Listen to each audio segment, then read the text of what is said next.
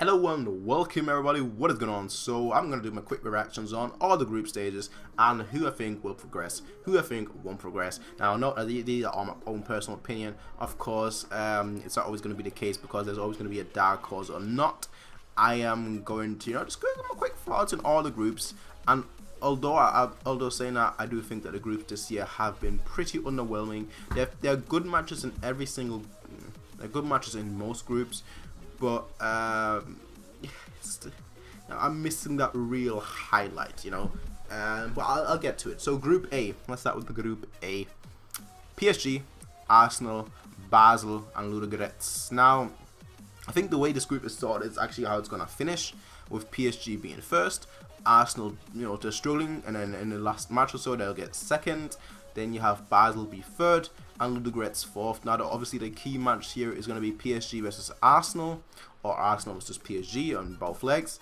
But I'll keep an eye out on Arsenal versus Basel, just because I kind of get the feeling that Arsenal's going to lose the first match against Basel, and then when it really matters, like they always do when it really matters, they'll actually score, just get past the group stage, and then get like someone like Barcelona or us in the in the round of 16, because that's just basically what they always do in the Champions League. It's just the way it is. Now next up, Group B.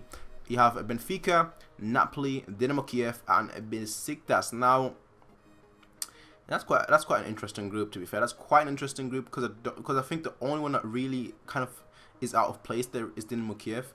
I do think that Napoli, Benfica, and Besiktas are probably all around the same level, so it's going to be difficult to that's going to be a very interesting group. Just gut feeling, I'd say that Napoli is going to be first, Besiktas second, and Benfica third.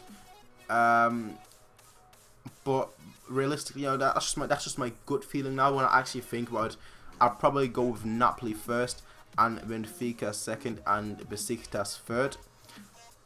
Just because Besiktas, I don't think they've actually replaced their striker, the key striker, which was Mario Gomez. So that's why I'll put Napoli above them. But that's why I put Benfica above them. But all three teams in that group will be very interesting. It's whoever drops points against Dynamo Kiev, that's ultimately going to go out, in my opinion, in that group. So that group, I'm going to keep an eye out. Definitely going to keep an eye out on that one. Next up, Group C: Barcelona, Manchester City, Borussia Mönchengladbach, and Celtic. Now, Celtic, in my opinion, they're on the same level as Gladbach in terms of where you would expect them to be. That you expect them to go out. Then you expect probably Gladbach to go to the Europa League and Celtic to be fourth. So basically, the way the group is set up is probably what you expect, with Barcelona being first, City being second, Gladbach being first, and Celtic being fourth. But, and it's going to be interesting to see if Manchester City can beat Gladbach. And the reason why I'm saying that is because Pep has this kind of Gladbach, curse thing. I'm not gonna call it curse, but he's got that kind of, Gladbach are his bogey team, I guess you could say. Or they were our bogey team. They're Bayern's bogey team, but I guess you could say that also in that case Pep bogey's team. So I'm gonna say that's going to be an interesting group. Obviously, the key matches being Barcelona, City, and Gladbach, and whoever drops points against Celtic. I don't think Celtic is that much weaker than the rest of them. I just think the rest of them have that extra little bit of flair, that extra little bit of quality that Celtic don't have. That one key player or multiple key players, which Celtic doesn't really have. They're much more of a team, and I think that those key players are really going to be influential. That one key player that is just above everyone else, that's going to be really influential in the matches where the teams are relatively close, except for Barcelona. Barcelona, in my opinion, they should easily be first, and then whoever can fight off second, which I do think is going to end up being Manchester City, and third Gladbach, and fourth Celtic. Next up though, Group D. I'll talk about Group D the last, because obviously that's Bayern, and I do have a little bit of thoughts to that, but I'll talk about that in a second. I'll talk about that in a second. But let's go to Group E. MUSKVA, Leverkusen, Tottenham, Monaco. Now, I said that in my live stream. I'm pretty sure nobody's going to watch that because it's like 40 minutes long. But for me, Leverkusen should win that group. For me, Leverkusen, they're the favourites, in my opinion. I know a lot of people will say Tottenham, but honestly, Leverkusen, for me, they're the huge favourites. Huge favourites. I'm not just saying favourites, but huge favourites. But the thing with Leverkusen is that Leverkusen is going to Leverkusen. They're basically, I mentioned as well, but they're basically like the Italian version of, the German version of Roma, or Roma is the Italian version of Leverkusen. They'll do well. You can see that they're doing well. They'll have 40, 50 shots. You know, they'll break a shooting record, but they won't score. You know, in a match when it really matters, they won't score. They'll have like 100 shots, but they won't score. So are they gonna get out of the group stage? I think they are. But then I think once they reach the round of 16 or whatever, that they're gonna have that one game where, you know, they're playing against a team that is far superior to them. Then they lose the first match, and the second match, you know, they can do it. They're only one goal away, and then they won't do it. Just typical Leverkusen's fashion, I guess you could say. But for me, first Leverkusen, second Tottenham, third I'll go with Moscow, and fourth Monaco. Now Moscow, they've got the experience in the Champions League, they've got the experience in the Europa League, so that's why I'll go with Moscow in that example. But yeah, that's my top four. I think most matches in the group are very memorable, but the one that's obviously most memorable is Bayer Leverkusen versus Tottenham. Next up, Group F: Real Madrid, Dortmund, Sporting, and Legia. So I kind of mentioned that in my live stream as well. Like I said, I don't think anyone actually watched it, but for me, Dortmund is going to come first in that group. I know that's a very bold claim because they kind of lost like some very key players, but the thing is that their team hasn't really been in their team of individuals like it has in the past.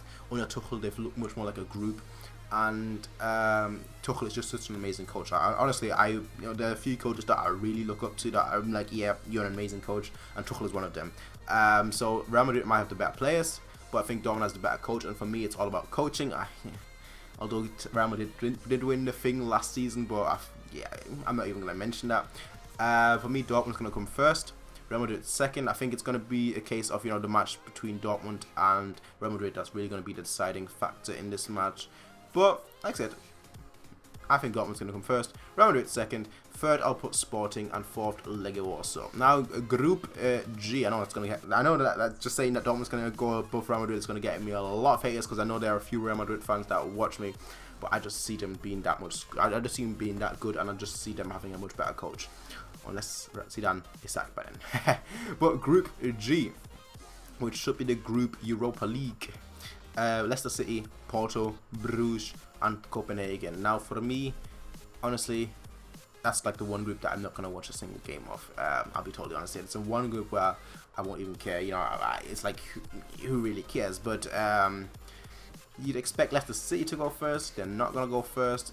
Porto is going to be first, and I feel that Bruges is going to be second, with Leicester City being third and Copenhagen being fourth. And the reason why I'm saying that, Porto, they have the experience and the players. Bruges, they have the experience, not the players. Leicester City, they had the players, they don't have it anymore. And Copenhagen, I just can't see much happening from them. Now Group H: Juventus, Sevilla, Olympique Lyon, and Dinamo. Now Juventus, most people I think are expecting them to be first, and most people are expecting Sevilla to be second. I'm not. Yeah, I don't think Sevilla is going to be second. I think it's going to be Lyon that's going to be second, and I think that Sevilla is going to be third. And there's a reason why I think Sevilla is going to be third. The reason is quite simple. They are Europa League masters. They are Europa League masters. You always expect them to get second because they win the Europa League. They don't, and then they go down to the Europa League and they win it. So, you know, if they're in the Champions League, they can't win the Europa League, and they're a Europa League winning team. So that's what they are. That's why they'll be third. Not because the quality-wise, not because they lack quality, but because they always win the Europa League, and you can't have the Europa League winner be in the Champions League. So Sevilla, you're going to be third. Lyon, you're going to be second. Woo! Now on to Bayern, Group D. Group D for disappointment. I know a lot of people have said death. No, it's not death. It's not death, right? It's not death in the slightest. Looking at teams: Bayern Munich, Atletico Madrid, Eindhoven, and Rostov. Now, I don't know why people say death. I really don't. Maybe it's because Atletico Madrid is there. Does that make it death? No. Most groups have like one really tough opponent. We have Atletico Madrid, you know, a really tough opponent. We lost. Well, we got eliminated by them last season. Lost the first match 1-0, won the second match 2-1. Obviously, by that time it was too late because they got the away goal. And I did mention that in my live stream. In my live reaction. Atletico Madrid, I wouldn't want to face them in the semi-finals. I wouldn't want to face them in the quarterfinals. I wouldn't want to face them in the round of 16. I would want to face them in a final, or I would want to face them in a group stage. And the reason for that, they are masters of holding. They're masters of holding a 1-0 lead or whatever, and that's going to be obviously very key in in matches in knockout games, where like an away goal and whatnot is going to be key. But in a group stage, that is not the case. It doesn't really matter that much to such an extent. So that's why I'm not that worried about Atletico Madrid. I think we're going to win at home. I think we're going to get at least a draw away. And we're going to win against Rostov and against PSV Eindhoven. So we're going to be first. That's just my opinion here, ladies and gentlemen. So I think the first is going to be us. Atletico Madrid is going to be second. Eindhoven is going to be third. And Rostov is going to be fourth.